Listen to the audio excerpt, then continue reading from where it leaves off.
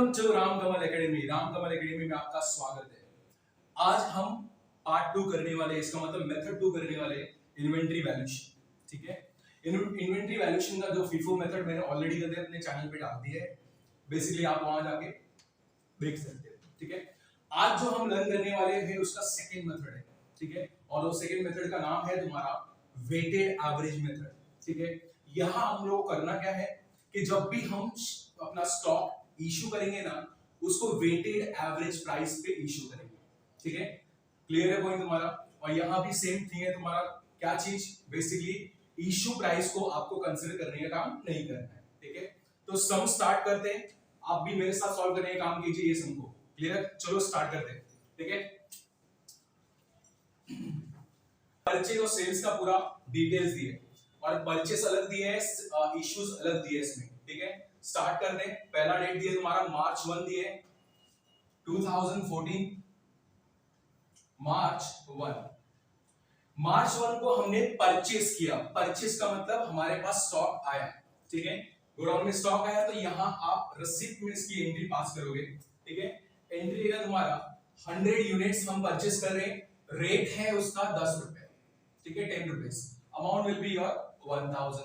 इसको इससे मल्टीप्लाई करेंगे हम लोग को मिल जाएगा 1000। ठीक है, इश्यू तो हम कुछ नहीं कर रहे हैं ये जगह पर, तो ये जितना भी यूनिट्स है यहां लिख देंगे और जितना भी रुपीस है उसको यहां मेंशन कर देंगे। तो ये हमारा पहले डेट का ट्रांजैक्शन हो गया।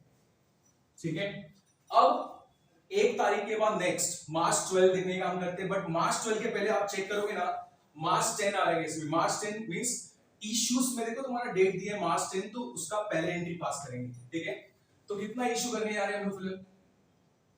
मार्च 10। ठीक है, कितना इश्यू करने का काम कर रहे हैं? 80। अब ये 100 यूनिट्स में से हम क्या करेंगे? 80 इश्यू कर देंगे। ठीक है, अब यहां जो रेट का रिक्वायरमेंट है, वो रेट का रिक्वायरमेंट कैसे फुलफिल होगा तुम्हारा? जस्ट ऐसे करने का काम करना है, आपको चेक करना है बेसिकली आपके पास कितने यूनिट्स है, कितने रुपीस में अवेलेबल है, तो उसको डिवाइड करके हमको मिल जाएगा। ठीक है, तो यहां एवरेज रेट कैसे फाइंड होगा? जितना भी रुपीस है उसको डिवाइड करो यूनिट से, तो आपको रेट मिल जाएगा। कितना रेट है इसका? 10 रुपीस का रेट है। ठीक है, तो यहां 10 रुपीस मेंशन करूंगा मैं, तो 80 इंटू 10 कितना हो गया तुम्हारा? 800। ठीक है, तो अब 100 में से 80 हमने इश्यू कर दी है, तो बैलेंस हमारे पास कितना बचेगा? वो है आपका 20।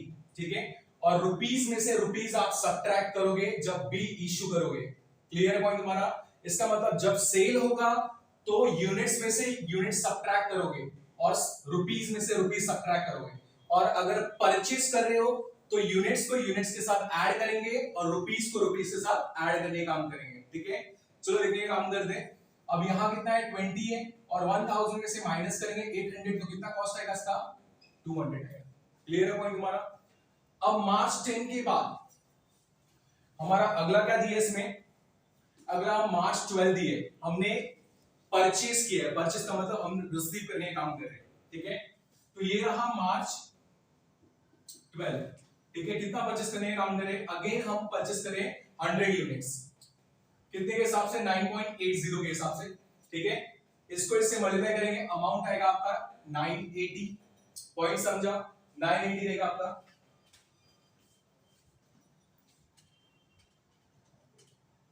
ओके, ठीक है, अब जैसे मैंने आपको बताया था, अगर परचेस करोगे ना तो क्या करना है पता है?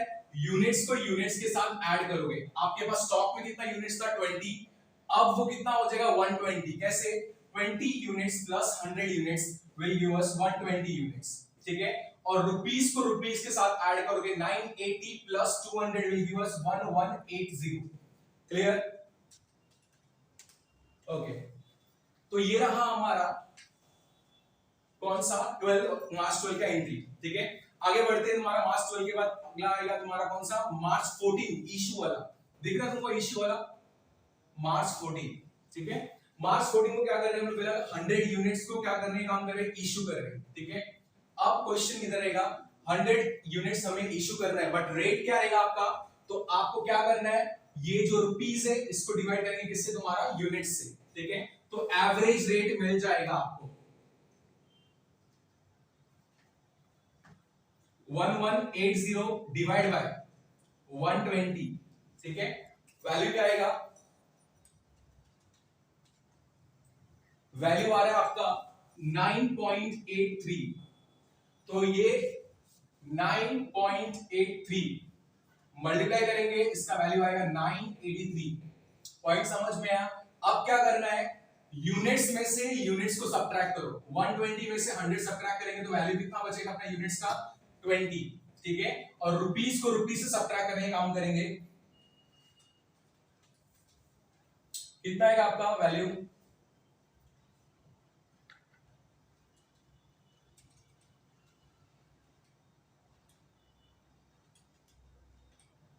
197, ठीक है। तो ये हमारा ट्रांजैक्शन कंप्लीट हुआ किसका, मार्च 14 का, ठीक है। अब अगला देखने का काम करते हैं, इसमें मार्च 15 आएगा अगला डेट, और उस तारीख को हम क्या कर रहे हैं, परचेस करने का काम कर रहे हैं, कितने का यूनिट्स परचेस करने का काम कर रहे हैं, 50 यूनिट्स परचेस कर रहे हैं, कौन से रेट के हिसाब से, 9.60, और 50 इंटू ये, ठीक है, 50 इंटू 9.60,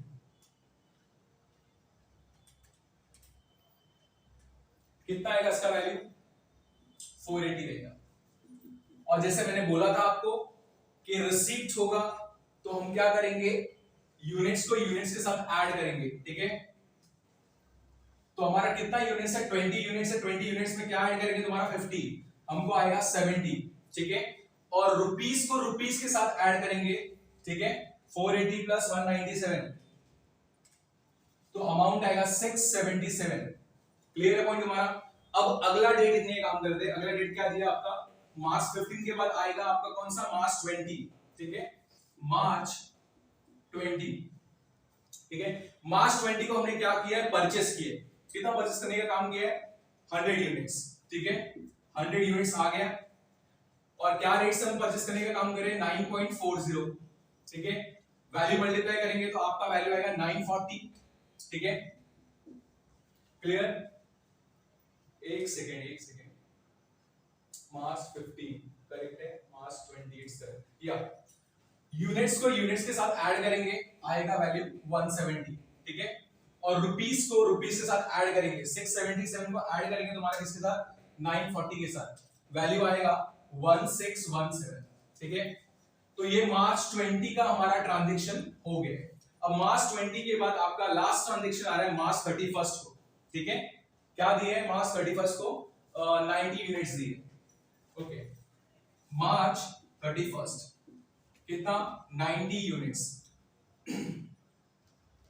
90 यूनिट्स हम क्या कर रहे हैं, इशू कर रहे हैं, तो इशू यहां आएगा आपका 90 यूनिट्स। रेट कैसे मिलेगा आपको, हमें क्या करना पड़ेगा, एवरेज रेट निकालना पड़ेगा। एवरेज रेट कैसे मिलेगा हम लोगों को, आपके पास कितना अमाउंट दिए, तुम्हारा 1617 दिए, उसको डिवाइड करेंगे किससे, तुम्हारा 170 से, तो हमें एवरेज रेट मिल जाएगा, ठीक है, 170 से डिवाइड कर देंगे, अमाउंट आएगा इसका कितना आएगा, 9.51 आएगा, कितना, 9.51, ठीक है। अब इसको मल्टीप्लाई कर देंगे तुम्हारा 9.51 को इनटू 90, अमाउंट आएगा 856, ठीक है, यूनिट्स में से यूनिट्स को माइनस कर देंगे, बचेगा हमारा 80, रुपीस को रुपीस से माइनस करेंगे, ठीक है, तो 1617 माइनस 856, वैल्यू आएगा 761, ठीक है। तो ये हो गया कंप्लीट सम आपका वेटेड एवरेज मेथड के साथ, क्लियर। अब क्वेश्चन में आपको पूछा गया है, तुम्हारा कॉस्ट ऑफ गुड्स सोल्ड भी पूछा गया है, ठीक है, और क्लोजिंग स्टॉक भी दिया है, हाँ। तो अब इसमें ना हमें क्या करना है, सम तो हमारा कंप्लीट हो चुका है, अब उसको ना अलग से क्वेश्चन में आपको पूछा गया है कि cost of goods sold find करके बताने का काम करो, ठीक है। तो वहां कॉस्ट ऑफ गुड्स सोल्ड का आपका जो फॉर्मूला रहेगा वो आपका इस तरह से रहेगा, cost of goods sold is equal to opening stock plus purchases minus closing stock, ठीक है। ओपनिंग स्टॉक तो हमें कुछ भी नहीं दिया हमारे सामने, ठीक है। परचेजेस कैसे मिलेगा आपको, रिसिप्ट का आपको टोटल करना पड़ेगा, किसका टोटल करना पड़ेगा, रिसिप्ट का, ठीक है। 1000 प्लस 980 प्लस 480 प्लस 940, ठीक है। तो हमारा कितना आ रहा है परचेज का टोटल आपका 3400, तो वो यहां मेंशन कर देंगे। और क्लोजिंग स्टॉक का मतलब आपका कितना क्लोजिंग बच गया है 761, ठीक है। तो इसका फाइनल आंसर